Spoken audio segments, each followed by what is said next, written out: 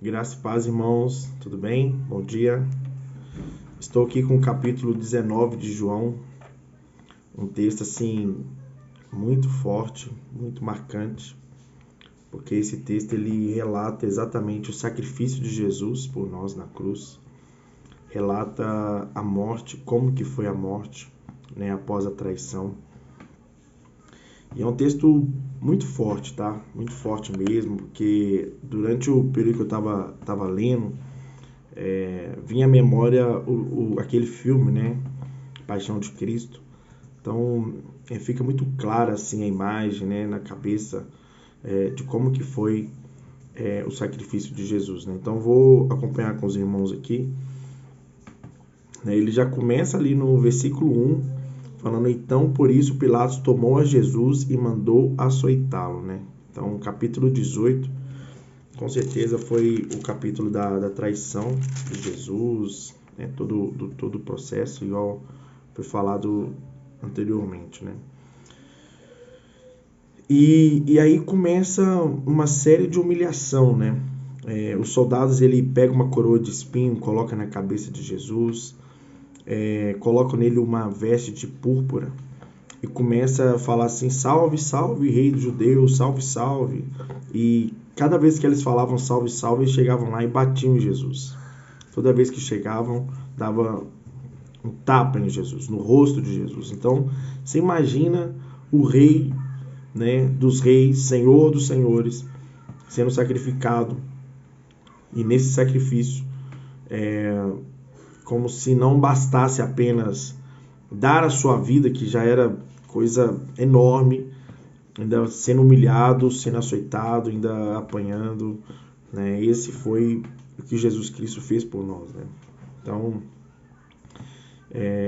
é um momento da gente refletir, né, irmãos, sobre a nossa vida, né? Olha que eu estou no versículo 2 aqui, mas precisamos trazer uma reflexão, né? A vida que nós levamos hoje é uma vida que vale o sacrifício de Jesus. Se nós olharmos para a nossa vida assim, diante de Deus, Jesus olharia para nós e falaria assim: cara, valeu a pena morrer por ele. Valeu a pena morrer por ela. Porque quando a gente olha para o sacrifício, é um sacrifício muito grande, cara. É algo que a gente não teria coragem de fazer. Então, se nós temos a oportunidade, irmãos, de servir a Deus, de fazer a obra, de entregar algo para o Senhor, entrega o melhor, faça o melhor. Independente de quem estiver olhando, não espere a avaliação do homem, mas o seu melhor, irmãos, vale muito já para Cristo. O que você tem, faça com dedicação, porque o Senhor, quando Ele entregou a sua vida por nós na cruz, Ele entregou com muita dedicação, né? E aí, descendo mais o versículo aqui, Pilatos não queria crucificar Jesus.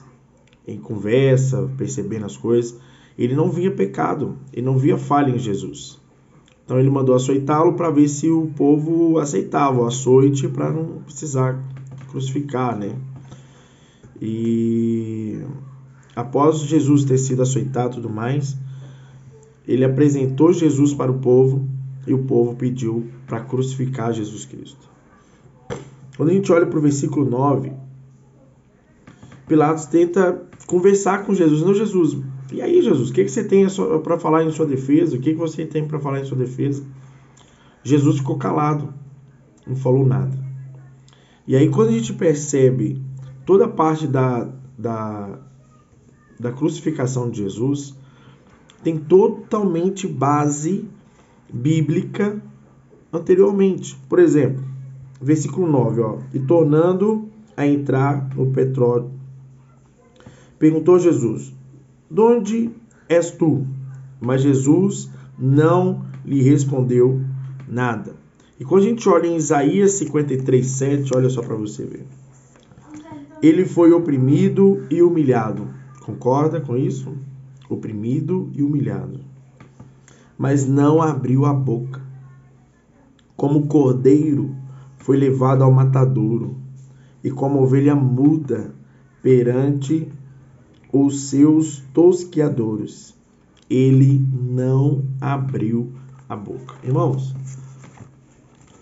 a primeira coisa que nós, meros mortais, fazemos quando algo injusto acontece com a gente é o quê? A gente reclama, ou a gente vai questionar, ou a gente vai brigar, ou a palavra do Senhor fala que era necessário o sacrifício de Jesus para que a gente pudesse ter vida. E durante todo o seu processo ele não abriu a sua boca. Tem que valer a pena, irmãos. Tem que valer a pena o sacrifício de Jesus. Versículo 12. Então Pilatos, ele tenta de todas as maneiras liberar Jesus. Não, você não pode ser crucificado, não pode ser crucificado. Mas toda vez que Pilatos, ele tentava liberar Jesus, o povo clamava: crucifica-o. Se você liberar Jesus, você não vai ser considerado amigo de César. E se não ser amigo de César é perigoso, viu? Muito perigoso. Então ficou aquela guerra, ficou aquela situação, Pilatos, e agora o que eu faço? Será que eu vou crucificar esse homem que não tem pecado, não tem causa alguma para crucificar e tal? E aí o povo clamava para crucificar. Até que Pilatos, não tendo mais argumentos, libera Jesus para ser crucificado. Versículo 17. Tomaram eles, pois, a Jesus, e ele próprio pode ter sido açoitado, coroa de espinho, ele mesmo carrega a sua cruz. Saiu para o lugar chamado Calvário, Gólgota em hebraico, onde o crucificaram, e com ele outros dois, um de cada lado, e Jesus no meio. Pilatos escreveu também um título e o colocou no cimo da cruz. O que estava escrito era: Jesus Nazareno, o rei dos judeus. Quando o pessoal judeu começou a ler aquilo lá, começou a questionar Pilatos, né? Não, ele não é o nosso rei. Ele se fala rei, né? Mas Pilatos, ele escreveu exatamente o que Jesus é, o rei dos judeus, o nosso Senhor. E aí, passado o tempo, então, Jesus ali ainda na cruz, versículo 26. Maria, sua mãe, e outras pessoas tais estavam ali, aos pés da cruz. E ali eu creio que elas estavam em pranto, chorando, em lágrimas, vendo aquela injustiça acontecendo com o mestre. E Jesus, ele fala algo assim, ó, bem importante. Olha só para você ver. Vendo Jesus sua mãe, e com ela, e junto a ela, o discípulo amado disse: mulher, eis aí o teu filho. Depois disse ao discípulo: eis aí tua mãe. Dessa forma, e nessa hora em diante, o discípulo a tomou para casa. O que significa isso, irmãos? Que o nosso primeiro ministério, olha só para você ver, isso aqui é forte. O nosso primeiro ministério precisa ser a nossa família. Jesus Cristo sendo sacrificado, estava ali na cruz, crucificado, né? Jesus ali, nos últimos minutos, fazendo o seu propósito, cumprindo o seu propósito, ele vira para Maria, que estava sofrendo com a morte de Jesus, e fala assim: ó, tá aí seu filho, cuide dele. Ô filho, tá aí sua mãe, cuide dela. Imediatamente eles saíram e foram para casa. Imagina a dor, né? Imagina a dor. Mas ao mesmo tempo foi entendido o propósito. Jesus era necessário morrer. E o nosso primeiro ministério precisa ser a nossa casa. Depois, vendo Jesus que tudo já estava consumado, para cumprir a escritura, disse: tenho sede. Para não bastar apenas o sacrifício de Jesus, tudo o que ele estava fazendo, os homens, em vez de dar água para ele, deram para ele vinagre, cara. Então Jesus, no versículo 30, tomou o vinagre e disse: está consumado. inclinando a cabeça, rendeu o seu espírito. Então os judeus, para que acelerasse o processo e tudo mais, pediu a Pilatos autorização para que pudesse quebrar as pernas, né, das pessoas que estavam lá crucificadas, que ainda não estava morta, né? E aí uma coisa chama atenção, eu já ouvi isso numa pregação, né?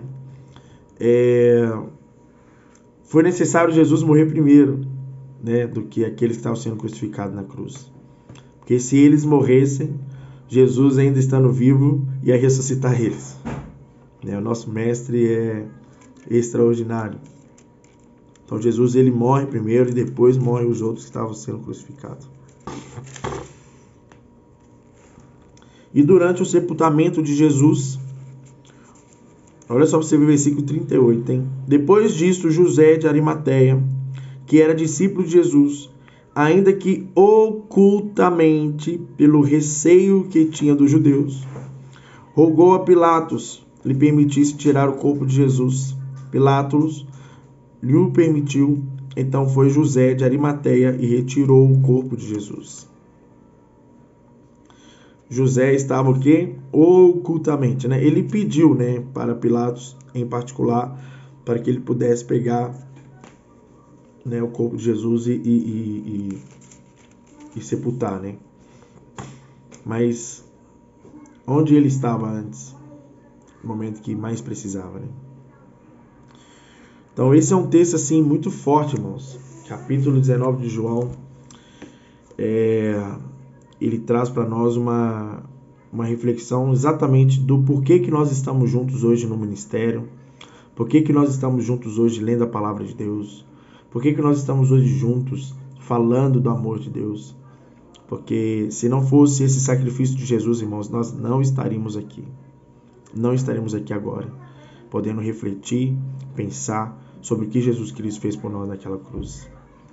Então, trago para nós essa reflexão, que o Senhor possa entrar em nossos corações, trazendo essa transformação, esse entendimento, né?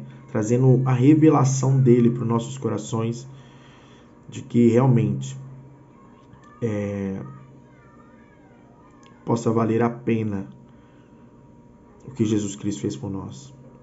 Valer a pena. Vai valer a pena. O que Jesus Cristo fez por nós vai valer a pena. Um forte abraço a todos aí, irmãos. Valeu.